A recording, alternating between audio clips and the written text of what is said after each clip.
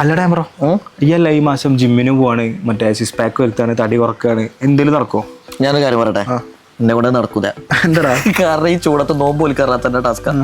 പിന്നെ നോമ്പ് ഇരുന്ന് വൈകുന്നേരം ജിമ്മിൽ പോകാറ് അത് അതിലേറെ ടാസ്ക്കാണ്. എനിക്ക് ഈ ഒരു മാസം പ്രോപ്പറായിട്ട് ഷുഗർ കട്ട് ചെയ്തൂടെ? ഷുഗർ കട്ട് എങ്ങനെയും നടക്കൂല.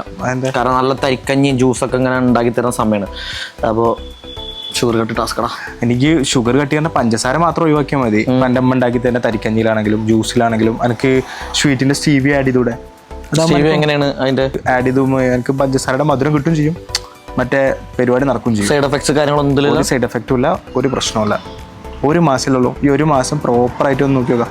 എനിക്ക് ജിമ്മിനും പോകണ്ട, വേറെ എക്സസൈസ് കാര്യങ്ങളൊന്നും ചെയ്യും വേണ്ട. ഈ അല്ലെങ്കിൽ ചെയ്യൊന്നുമില്ല വേറെ കാര്യം. അതായത് നമുക്ക് മധുരം കഴിച്ചാൽ ഷുഗർ കട്ട് ചെയ്യാം. അതെ, അതാകുമ്പോൾ എനിക്ക് അത് നല്ല പരിപാടിയാണല്ലോ. പെരുന്നാൾക്ക് പള്ളിക്ക് സിക്സ് പാക്കൊക്കെ ആയിട്ട് പോകാനും പറ്റും.